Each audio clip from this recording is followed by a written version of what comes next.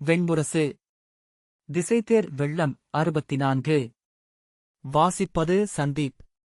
காருஷ நாட்டு அரசர் க்ஷேமதுர்த்தி போர்க்களத்தில் தன் படைகளை குவிப்பதில் முழுவிசையுடன் ஈடுபட்டிருந்தார். காருஷர் குவிக, காருஷர் கொடிக்கீழ் அமைக என்று அவருடைய ஆணையை முழவுகள் ஒலித்துக் கொண்டே இருந்தன. காருஷர்களின் தேள்முத்திரை பொறிக்கப்பட்ட கொடி அசைந்து கொண்டிருந்தது. காருஷ நாட்டு வீரர்கள் கவசங்கள் வெயிலில் ஒளிவிட ஒருவரோடொருவர் முட்டித்ததும்பிக் கொண்டிருந்தார்கள். அவர்களுக்கு பின்னாலிருந்து மாளவப்படை முன்னெழ ஒந்தியது. படைமுகப்பில் கூர்சர்கள் அபிமன்யுவின் அம்புபட்டு விழுந்து கொண்டிருந்தார்கள். நிறை கொள்க, அணிகலையாதமைக என அவர் ஆணையிட்டார். அவருக்கு எதிரே சாத்தியகை வில்லுடன் நின்று போரிட அவனுக்கு துணையாக விராடர்களின் விசைவில்லவர் அரை நிலா வடிவில் நின்றிருந்தார்கள். எதிர்கொண்டு நில்லுங்கள், பின்னடையாதீர்கள் என ஆணையிட்டு அவர் காருஷ நாட்டு தேர்வில்லவரை முன்னணிக்கு அனுப்பியபடி தேரில் நின்றிருந்தார். கவசமணிந்த 2 யானைகள் அவருக்கு காவலன முன்னால் நின்றிருந்தன. அவற்றின் எடைமிக்க இரும்புக் கேடயங்களின் மேல் அம்புகள் வந்து விழும் ஒலி எல்லைக்காவல் அன்னையின் ஆலயத்தின் 100கணக்கான சிறிய மணிகள் ஒலிப்பது போல கேட்டுக் கொண்டிருந்தது. அவரால் அந்த மணியோசையில் இருந்து உளம் விலக்கவே இயலவில்லை. அது காருஷத்தின் தெற்கெல்லையில் விந்தியமலை மடிந்து அலைகளின் முதல் வளைவிலமைந்த பத்ரையன்னையின் ஆலயத்தின் முன் நின்றிருக்கும் உணர்வை அவருள் நிலைநிறுத்திக் கொண்டிருந்தது. போருக்கு எழுவதற்கு முன்பு அவரும் அவருடைய குலமும் அங்கே சென்று அன்னைக்கு குருதிபலி அளித்து பூசனை செய்து மீண்டனர். அப்போது அவர் மைந்தர்கள் ஹஸ்திபதனும் சுரவீரனும் மூஷிகாதனும் உடனிருந்தார்கள். அன்னையே, உனக்கு நிறைவு! அன்னையே, உனக்கு விண்ணிறைவு! அன்னையே, உன் மைந்தருக்கு வெற்றி! என்று சொல்லி பூசகர் குருதித்தாளத்தை கொண்டு வந்து நீட்டினார். அதைத் தொட்டு நெற்றியிலிட்டுக் கொண்டார்கள். திரும்பும்போது அவர் ஒரு சொல்லும் உரைக்கவில்லை. அவருடைய தேரிலேயே மைந்தர்களும் ஏறிக்கொண்டிருந்தனர். அவர்கள் இளமையிலேயே பத்ரையன்னையின் கதையை அறிந்திருந்தார்கள். அவர்கள் பிறப்பதற்கு முன்னரே நிகழ்ந்தது. சேதி நாட்டரசன் சிசுபாலனுக்கு அணுக்கமானவர்களாக அன்று காருஷ நாட்டினர் இருந்தனர். மகதத்தின் பேரரசன் ஜராசந்தனின் தென்னெல்லை காவலர்கள் என அவர்களுக்கு இடமளிக்கப்பட்டிருந்தது. ஜராசந்தனின் ஆதரவால் அவர்களின் சிற்றோர் வளர்ந்து நகராயிற்று. கோட்டையும் அங்காடியும் கொண்டு தலைநகராகி சூழ்ந்திருந்த ஊர்களை வென்று இணைத்து நாடென்று மாறியது. ஜராசந்தனின் தோழன் என்பதனால் சிசுபாலனுக்கும் அவர்கள் கட்டப்பட்டிருந்தனர். அவர்களின் குலம் வடக்கே கங்கை கரையில் எங்கிருந்தோ கிளம்பியது. அங்கம், வங்கம், கலிங்கம், சுங்கம், பௌண்டரம் என்னும் 5 நாடுகளின் அரசர்களின் குருதியை அழித்து விழையிலா வைதிகரான தீர்க்கதமசின் குருதியில் பிறந்தவர்கள் அவர்கள் என்பது அவர்களுக்கு கற்பிக்கப்பட்ட வரலாறு. தீர்க்கதமஸ் அவருடைய முதல் மனைவி பிரத்தோஷியின் மைந்தரால் கங்கையில் ஒழுக்கப்பட்டு மகாபலர் என்னும் அரக்கர் குலத்தைச் சேர்ந்த வாலி என்னும் அரசனால் கண்டெடுக்கப்படுவதற்கு முன்பு அவர் அக்காட்டில் உறவு கொண்ட 7 வேடர்குலங்களில் ஒன்றிலிருந்து உருவானது அவருடைய அரசகுலம். அவர்கள் நிலம் தேடி தண்டகாரண்யம் வந்தனர். அங்கே காடழித்து நிலங்கொண்டு அவர்கள் அமைத்த அரசுகளுக்கு அரக்கர்களும் நிஷாதர்களுமே எதிரிகளாக இருந்தனர். அவர்களுடன் போரிட்டு இழந்து கிளைவெட்டப்பட்ட மரம் குறுகியமைவதில் அவர்கள் மலைச்சரிவில் சிற்றோடைக் கரையில் அமைந்திருந்த காருஷவதி என்னும் ஊரில் ஒண்டியிருந்தனர். ஜராசந்தனின் உதவியுடன் அரக்கர்களையும் நிஷாதர்களையும் வென்றதும் காருஷ நாட்டு தேள்கொடியை மாளவத்தின் எல்லை வரை கொண்டு சென்று நாட்டினார் க்ஷேமதுர்த்தியின் முதிற்றாதை வாகர். அண்டை நாடுகளனைத்தும் அவர்களை அஞ்சின. சூழ்ந்திருந்த காடுகளின் நடுவே அமைந்த சந்தை என்பதனால் வணிகம் செழித்து வரிச்செல்வம் பெருகியது. ஆகவே மகதத்திற்கு திரை கொடுத்தும் கருவூலம் நிறைந்திருந்தது. வாகரின் அரசி சூக்திதேவி காருஷ குடிகளில் ஒன்றாகிய சீர்ஷர்களில் பிறந்தவள். நெடுங்காலமாகவே தங்கள் குலங்களுக்குள் பெண் கொள்வதே காருஷர்களின் வழக்கம். பிற க்ஷத்திரிய அரசர்களிடம் பெண்கோரும் திறனிருக்கவில்லை. அரசரல்லா குடிகளிடம் பெண் கொண்டால் குடிநிலை அழியும் என அஞ்சினர். வாகர் தன் மைந்தன் தந்தவக்ரனுக்கு விசால நாட்டு அரசர் சமுத்திரசேனரின் மகள் பத்ரையை மணமுடிக்க விரும்பினார். விசால அரசு தீர்க்கதமசின் குருதியிலெழுந்த க்ஷத்திரிய குடிகளில் ஒன்று என்று அங்கம், வங்கம், கலிங்கம், சுங்கம், போன்றம் என்னும் 5 நாடுகளும் அவையேற்பு அளித்திருந்தன. கங்கையின் துணையாறான பேதவாகினியின் கரையில் அமைந்த அவர்களின் சிறுநகர் வைசாலியில் வணிகர்களின் படகுகள் நின்று செல்வதனால் நீர் வணிகம் என்றுமிருந்தது. மகத ஜராசந்தனின் வரிகொள்ளையாக அவர்கள் மாறினார்கள். ஜராசந்தனின் மைந்தர்களில் ஒருவனுக்கு மகளை அளித்து மணவுறவு பெற்று மெல்ல செல்வமும் படைவல்லமையும் பெறத் தொடங்கியிருந்தார்கள். காருஷ நாட்டின் மணத்தூதை சமுத்திரசேனர் முதலில் விரும்பவில்லை. இளவரசி பத்ரை அழகி என்றும் ஆற்றல் கொண்டவள் என்றும் அறியப்பட்டிருந்தாள். அங்கம், வங்கம் உட்பட 5 பெரிய நாடுகளில் ஏதேனும் ஒன்றின் அரசனுக்கு பட்டத்தரசியாக தன் மகளை அனுப்ப அவர் விழைந்தார். அந்த 5 நாடுகளின் பட்டத்து இளவரசர்களுக்கும் அவர்களுக்குள்ளேயே மகள் கொண்டு மணம் நிகழ்ந்தமையால் 2ஆம் நிலை அரசியென அவளை அளிக்கலாமென எண்ணினார். அப்போதுதான் சேதி நாட்டிலிருந்து தமகோஷரின் மணக்கோரிக்கை வந்தது. பத்ரையே சிசுபாலனுக்கு மணமுடித்து அளிக்க வேண்டும் என்றும் அவள் சேதியின் பட்டத்தரசியாவாள் என்றும் அவர் சொன்னார். ஆனால் சேதியின் மணவுறவை வைசாலியின் குடித்தலைவர்கள் விரும்பவில்லை. வைசாலி என்னும் சிறுநகர் மட்டுமே கொண்ட நாம் இன்று அரசகுடி என அறியப்படுகிறோம் என்றால் நமது குருதி தூய்மையால்தான். யாதவக் குருதி கொண்ட சேதியுடனான உறவு நம்மை நிலையிறக்கும். அதன்பின் க்ஷத்திரியர் நம் குடியில் மணங்கொள்ள மாட்டார்கள் என்றனர். சேதியுடன் மணவுறவை மறுத்துவிடுவோம். நம் அரசியை காருஷர் கோருகிறார்கள். அவர்களுக்கே அவளை அளிப்போம். அங்கே அவள் பட்டத்தரசியாவாள். காருஷ நாட்டு இளவரசர் தந்தவக்ரர் திறன்மிக்கவர். மகத மன்னருக்கு அணுக்கமானவர். அவர் நாடு தெற்கே தண்டகாரண்யம் முழுக்க விரிந்தெழும் வாய்ப்பு கொண்டது. சிசுபாலருக்கும் அவர்கள் அணுக்கமானவர்கள். மகத மன்னரை கடந்து சிசுபாலரும் ஒன்றும் செய்ய முடியாது என்று உரைத்தார்கள். ஆகவே சமுத்திரசேனர் தன் மகளை தந்தவக்ரருக்கு அளிக்க ஒப்புக்கொண்டு ஓலையளித்தார். சிசுபாலனுக்கு மணமறுப்பு ஓலை அளிக்கப்பட்டது. செய்தியறிந்த சிசுபாலன் 12 பேர் மட்டுமே கொண்ட சிறிய படையுடன் விசால நாட்டுக்கு கிளம்பினான். செல்லும் வழி முழுக்க காருஷ நாட்டு தேள்கொடியே அவர்கள் ஏந்தியிருந்தனர். ஆகவே வைசாலியின் எல்லையை கடப்பதுவரை அவர்களை வரவேற்கும் நிலையிலேயே விசால நாட்டுப் படையினர் இருந்தார்கள். காருஷ நாட்டரசரின் தூது குழுவாக வந்திருப்பதாகவே காவல் மாடங்களில் சிசுபாலன் சொன்னான். நகர்முகப்பை அடைந்ததும் அந்நகரை முற்றழித்து விடுவதாக அறை கூவினான். 12 மட்டும் வந்து தன்னுடன் பொருதும்படி அவன் கோரவே வைசாலியின் படைத்தலைவன் பத்மசேனன் அவனை நகர்முகப்பில் எதிர்கொண்டான். அப்போரில் பத்மசேனனைக் கொன்று அரசி பத்ரையை சிசுபாலன் கவர்ந்து சென்று மணமுடித்தான். பத்ரையை மணப்பது பற்றிய கனவிலிருந்தார் தந்தவக்ரர். அவளை சிசுபாலன் கவர்ந்து சென்றதை அறிந்து சினங்கொண்டு படையுடன் சேதிமேல் எழ எண்ணினார். ஆனால் காருஷம் அதற்கான படைத்தகுதி கொண்டது அல்ல என்று தந்தை விளக்கினார். மகத நாட்டுக்குச் சென்று ஜராசந்தனிடம் முறையிட்டனர். அவன் மனம் நிகழ்ந்துவிட்டமையால் மேலும் பேசுவதில் பொருளில்லை என அவர்களை திருப்பியனுப்பினான். நாடு திரும்பிய பின்னரும் தந்தவக்ரர் பத்ரை நினைவிலேயே இருந்தார். பித்தெழுந்தவராக காட்டில் அலைந்தார். தனித்திருந்து விழிகளுழ்ந்தார். கனவுகளில் அவளைக் கண்டு கதறி எழுதார். நிமித்திகர் 7 கூடி களம் வரைத்து அவருடைய நிலையை கணித்தறிந்தனர். பத்ரையின் கன்னியுடலில் குடிகொண்ட பத்ரை என்னும் அன்னை அவளிடமிருந்து விலகி காருஷ நாட்டுக்கு வந்து அவள் மேல் பெருங்காதல் கொண்டிருந்த தந்தவக்ரரின் உடலில் கூடியிருப்பதாக சொன்னார்கள். பத்ரையன்னைக்கு நாட்டின் எல்லைக்காட்டில் எவருமறியாத ஒரு சிற்றாலயத்தை அமைத்தனர். அங்கே பத்ரையின் அதே வடிவில் கற்சிலை ஒன்று அமைக்கப்பட்டது. வேதம் ஓதிப்பீடத்தில் நிறுவப்பட்டு அன்னைக்கு மலரும் நீருமிட்டு வணங்கினர். 18 நாட்கள் தன்னந்தனிமையில் பத்ரையன்னையின் முன் அவள் முகத்தை நோக்கியபடி உண்ணாமல் உறங்காமல் நோன்பிருந்த தந்தவக்ரர் எழுந்தபோது கன்னியன்னையிடமிருந்து மீண்டிருந்தார்.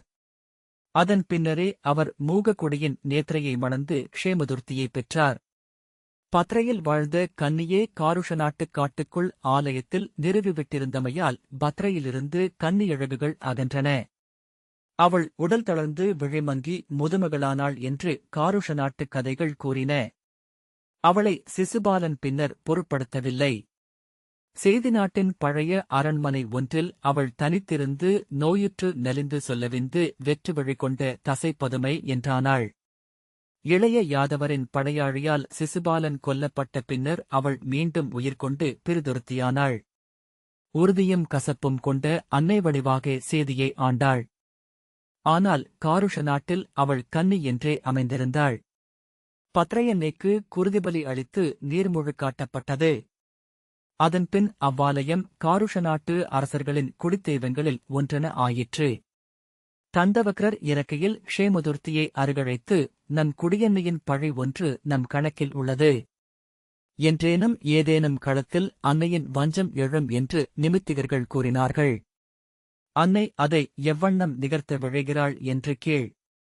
அவள் ஆணையே நம் குடியை வழிநடத்த வேண்டும் என்றார். போர் என ஒன்று நிகழுமென எண்ணுகிறீர்களா என்று க்ஷேமதுர்த்தி கேட்டார். ஜராசந்தர் கொல்லப்பட்டதுமே ஒரு போர் நிகழுமென்பது உறுதியாகிவிட்டது. அது எப்போது எங்கு எவரவர் நடுவே என்பதுதான் வினா. அது நிகழுமென்றால் அங்கே அன்னையின் வஞ்சமும் எழவேண்டும் என்றார். அவர் முன் வாழ்த்தொட்டு க்ஷேமதுர்த்தி ஆணையிட்டார். போரெழுவதை ஒவ்வொரு நாளும் செய்திகளின் வழியாக அறிந்து கொண்டிருந்தார். போருக்கான அழைப்புகள் இருதரப்பிலிருந்தும் வரத் தொடங்கின. நாம் எம்முடிவை எடுப்பது, தந்தையே? க்ஷத்திரியர்களாகிய நாம் வேதம் காக்கவே நின்றிருக்க வேண்டும் என குடிகள் எண்ணுகிறார்கள் என்று மூத்தவனாகிய ஹஸ்திபதன் சொன்னான். ஆம், ஆனால் நாம் அன்னையின் சொல்லை கோருவோம் என்றார் க்ஷேமதுர்த்தி. ஆனால் 7 நாட்கள் அன்னை முன் நோன்பிருந்த போதும் அன்னை வெறியாட்டில் எழவில்லை. அன்னைக்கு சொல் இல்லை என்றால் நாம் நம் குடியவையின் சொல்லையே ஏற்போம், தந்தையே என்றான் ஹஸ்திபதன். இப்போரில் க்ஷத்திரியர்களை வெல்வர். அஸ்தனபுரியின் படைவல்லமையும் அங்கிருக்கும் பெருவீரர்களின் திறனும் பாரத வருஷத்தை மும்முறை வெல்லற்குரியவை. அவன் இளையோரும் அவ்வண்ணமே சொன்னார்கள். ஆனால் 8ஆம் நாள் பூசகனில் வெறியாட்டெழுந்து அன்னை ஆணையிட்டாள். கௌரவர்களுடன் சேர்ந்து கொள்க, சிசுபாலனைக் கொன்ற இளைய யாதவர் மேல் குருதி வஞ்சம் தீர்த்து என்னை விண்ணேற்றுக. காருஷ நாட்டினர் உவகை கொண்டனர். அன்னையின் ஆணை. அவள் துணை நம்முடன் என்றுமிருக்கும். நாம் களவெற்றி கொள்வோம். போருக்குப் பின் நம் படைத்துணைக்கு ஈடாக பெருநிலம் பெறுவோம். காருஷம் தென்னிலத்தின் பேரரசென அமைவதற்கு அன்னையின் அருள் அமைந்துள்ளது என்றார் மூத்த குடித்தலைவரான சக்தர். பிற குடித்தலைவர்கள் தங்கள் வில்களையும் வாள்களையும் தலைக்குமேல் ஏந்தி ஆர்ப்பரித்தனர். போருக்கான அரசர் சந்திப்புக்கு அழைப்பு வந்தபோது க்ஷேமதுர்த்தி தன் 3 மைந்தர்களுடன் அஸ்தனபுரிக்கு சென்றார். அங்கே அவையமர்ந்திருந்தபோது ஒன்றை உணர்ந்தார். கௌரவர்களின் படைக்கூட்டில் அவருடைய இடமென்பது மிக மிகச் சிறிது. அவருக்கு மிக இயல்பான க்ஷத்திரிய அவைமுறைமைகள் மட்டுமே செய்யப்பட்டன. 4 முறை அவர் பீஷ்மரிடம் பேசிய போதும் அவரை பீஷ்மர் அடையாளம் கண்டு கொள்ளவில்லை. இங்கே நம் படைகளுக்கு என்ன இடம்? இங்கு வந்திருப்பவர்கள் பேரரசர்கள். அவர்களின் படைகளும் முறையான பயிற்சி கொண்டவை. நிறைந்த கருவூலமே படையாகிறது. இவர்களின் படைக்கலங்களையும் தேர்களையும் புறவிகளையும் பார். நாம் இவர்கள் முன் காட்டுமானுடராகவே தெரிவோம் என்றார் க்ஷேமதுர்த்தி. மைந்தர்கள் ஒன்றும் சொல்லவில்லை. இங்கே போருக்குப் பின் நிலப்பகுப்பு பற்றி அரசர்கள் பேசிக் கொள்கிறார்கள். அத்தனை நிலங்களும் பகுக்கப்பட்டுவிட்டன. நமக்கான நிலத்தைப் பற்றி ஒரு சொல் எடுக்க இடையில்லை என்றான் சுரவீரன். மூஷிகாதன் அதைவிடக் கீழ்மை. நேற்று மதுக்கூடத்தில் பேசுகையில் மாளவரும் அவந்தி நாட்டு அரசர்களும் நம் நிலத்தையும் சேர்த்தே தங்கள் நாட்டைப் பற்றி பேசுகிறார்கள் என்றான். க்ஷேமதுர்த்தி, ஆம், இந்த படைக்கூட்டில் மாளவ இந்திரசேனர் மிகப்பெரிய பங்காளி. அவந்தியின் விந்தரும் அனுவிந்தரும் அவ்வாறே. அவர்களிருக்கும் இடத்தில் நாம் குறுநில மன்னர்களாகவே திகழ முடியும் என்றார். குழம்பிய உள்ளத்துடன் அவர்கள் காருஷ நாட்டுக்கு மீண்டார்கள். முரசறைந்து படையறிவிப்பை வெளியிட்டு 18 நாட்களாகியும் 400 பேருக்கு மேல் படை திரளவில்லை. 1000 பேரையாவது கொண்டு செல்லாவிட்டால் நமக்கு எவ்வகையிலும் அங்கே மதிப்பில்லை என்றார் க்ஷேமதுர்த்தி. அந்நாட்களில் அன்னைக்கு பலி பூசனை செய்து கொண்டிருக்கையில் பூசகனில் வெறியாற்றெழுந்த அன்னை, என் மைந்தரே, சென்று பாண்டவர்களுடன் சேர்ந்து கொள்க. என் மைந்தன் திருஷ்டகேது அங்கே படைக்கூட்டுக் கொண்டிருக்கிறான். அவனுக்கு துணை நில்லுங்கள் என்று ஆணையிட்டாள். அன்னையின் ஆணை காருஷர்களை குழப்பியது. சுரவீரனும் மூஷிகாதனும் அன்னை சொல்லை தலைக்கொள்வோம். அவள் நமக்கு படைக்காப்பு என்றனர். க்ஷேமதுர்த்தி இளவரசர்களுடன் உபப்பிலாவியத்திற்குச் சென்று அங்கே திருஷ்டகேதுவை கண்டார். அன்னையின் ஆணையை அறிவித்த போது அவன் புன்னகை செய்து, ஆம், அன்னையின் சொல் தலைக்கொள்ளப்பட வேண்டியதே என்றான். பாண்டவ அவையில் க்ஷேமதுர்த்தி முன்னணியில் அமரச் செய்யப்பட்டார். அவையில் அவர் சொல் எப்போதும் ஒலித்தது. ஆனால் படையெழுச்சி தொடங்கியபோது க்ஷேமதுர்த்தி நிறைவின்மையை அடைந்தார். இங்கே அசுரர்களும் நிஷாதர்களும் கிராதர்களுமே நிறைந்துள்ளனர். இப்படையில் நம் எல்லைக்குத் தெற்கே நம்முடன் 100 ஆண்டுகள் போரிட்டு 7 அசுர கொடியினர் இடம்பெற்றுள்ளனர். இப்போரில் இவர்கள் வென்றால் அதனால் நாம் ஆற்றலிழந்தவர்களாக ஆவோம் என்றார். ஆனால் மைந்தர்கள் அதை ஏற்கவில்லை. நமக்கு இன்று இயல்பான துணை செய்தி நாடுதான். இளைய யாதவர் வெல்லப்பட இயலாதவர் என்கிறார்கள். மெய்தான், அசுரரும் அரக்கரும் நிஷாதரும் கிராதருமே இங்கிருக்கிறார்கள். ஆனால் நம் அனைவருக்குமே பொது எதிரி மேற்கே மாளவமும் கிழக்கே விதர்ப்பமும் வடக்கே அவந்தியும்தான். அவர்கள் மூவரும் அங்கிருக்கிறார்கள். அவர்களை வென்று நாம் கொள்ளப்போகும் நிலம் நம்மனைவருக்குமே பொதுவானது என்றான் ஹஸ்திபதன். சுரவீரனும் மூஷிகாதனும், ஆம் தந்தையே, இங்கு நமக்குள்ள இடம் அங்கில்லை. அங்கே நம் எதிரிகளுடன் சேர்ந்தமரும் நிலைக்கு ஆளாவோம் என்றார்கள். படைகள் உபப்பிலாவியத்திலிருந்து கிளம்பிய அன்று பாடிமுற்றத்தில் களம் அமைத்து பத்ரை அன்னைக்கு குருதிபலி கொடுத்து வணங்கினர். அன்னை விரியாற்றெழுந்து, என் மைந்தரே, கௌரவர்களிடம் செல்க. அங்குள்ளது உங்கள் வெற்றி. என் மைந்தன் தந்தையின் குருதிக்கு வஞ்சமழைத்தவன். இளைய யாதவரின் குருதி கொண்டு என்னை நிறைவு செய்க. என் கொழுனரை விண்ணேற்றுக என்று ஆணையிட்டாள். க்ஷேமதுர்த்தி, அன்னையின் ஆணை இம்முறை தெளிவாகவே உள்ளது. நமக்கு இதை மீற உரிமையில்லை என்றார். ஹஸ்திபதனும் சுரவீரனும் மூஷிகாதனும் அதை மறுத்தனர். இனி பின்னடைதலென்பது இல்லை. அன்னையின் ஆணையை நாம் காருஷ நாட்டுக்கு மீண்டபின் மீண்டுமொருமுறை உசாவலாம் என்றனர். அவர்களுடன் க்ஷேமதுர்த்தி பூசலிட்டார். நாம் இன்றே கிளம்பி அப்புறம் செல்வோம். நம் நாட்டுக்கு நலன் பயப்பது அதுவே என்றார். தந்தையே, இங்கே நாம் வாழ்த்தொட்டு ஆணையுரைத்திருக்கிறோம் என்றான் ஹஸ்திபதன். அறிவிலி. அங்கும் இங்குமாக அத்தனை அரசர்களும் நிலைமாறிக் கொண்டுதான் இருக்கிறார்கள். இங்கே பாண்டவ அவையில் நம்முடன் இருந்தவர்கள்தான் கேகய மன்னர் திருஷ்டகேதுவும் திரிகர்த்த மன்னர் சுசருமரும் துஷார மன்னர் வீரசேனரும் வத்ச நாட்டரசர் சுவாங்கதரும். அவர்களெல்லாரும் அப்பக்கம் சென்று விட்டார்கள். அணிமாறுதல் அரசியல். நாம் சொல்லுக்கு கட்டுப்பட்டவர்கள் அல்ல, நம் குடிகளின் நலனை மட்டுமே கருத்தில் கொள்பவர்கள் என்றார். ஆம், ஆனால் அவர்களெல்லாரும் படைவஞ்சனம் எழுவதற்கு முன்னரே சென்று விட்டார்கள். நாம் இங்கு வாளேந்தி வஞ்சனம் உரைத்திருக்கிறோம் என்றான் ஹஸ்திபதன். என்னுடன் கிளம்புக. இது உங்கள் தந்தையின் சொல் என அவர்களுக்கு ஆணையிட்டார். எங்கள் மூதாதையருக்காக நாங்கள் நிலை கொள்கிறோம். தந்தையை விட சொல் மேன்மை கொண்டது என்றான் ஹஸ்திபதன். இழிமகனே, என்னை எதிர்க்கிறாயா? என் சொல்லை மறுதலிக்கிறாயா என்றார் க்ஷேமதுர்த்தி. ஆம் தந்தையே, வேறு வழியில்லை என்றான் ஹஸ்திபதன். சொல்லுங்கள், உங்களில் என்னுடன் எவர் வரப்போகிறீர்கள் என்று க்ஷேமதுர்த்தி கேட்டார். சுரவீரனும் மூஷிகாதனும் ஒன்றும் சொல்லவில்லை. அன்றே அவர் தன் படைகளை அழைத்துக் கொண்டு அஸ்தினபுரியின் படைகளுடன் சென்று சேர்ந்து கொண்டார். காருஷ நாட்டுப் படைகளில் பெரும்பகுதியினர் அவரிடம்தான் வந்தனர். ஏனென்றால் அரசருக்குரிய கணையாழியால் ஆணையிட அவரால் இயன்றது. அந்த ஓலைக்கு காருஷ நாட்டின் 16 படைத்தலைவர்களும் கட்டுப்பட்டார்கள். அவர்கள் அஸ்தினபுரியின் படைகளை அடைந்தபோது அது குருக்ஷேத்திரம் நோக்கி சென்று கொண்டிருந்தது. கௌரவ அவையில் அவரை வரவேற்று சகுனி, மைந்தருக்கு எதிராக களம் நிற்கப் போகிறீர்கள் என்று சொன்னார். அச்சொல்லின் உள்ளுரை புரியாமல் அவர்கள் என் மைந்தர்கள் அல்ல, என் சொல்லை தட்டியதுமே என் எதிரிகளாகிவிட்டனர். நான் என் அன்னையின் ஆணையை ஏற்று இங்கே வந்தவன் என்றார் க்ஷேமதுர்த்தி. துச்சாதனன், ஆனால் இங்கிருந்து அங்கு செல்லவும் உங்கள் அன்னையல்லவா ஆணையிட்டாள் என்றான். அவையில் எழுந்த சிரிப்பின் ஒலி க்ஷேமதுர்த்தியை கூசச் செய்தது. வந்திருக்கலாகாதோ என்னும் எண்ணம் எழுந்தது. ஆனால் துரியோதனன் எவ்வண்ணமாயினும் என்ன? நம்மை நாடி வந்துவிட்டார். அவையமர்க காருஷரே.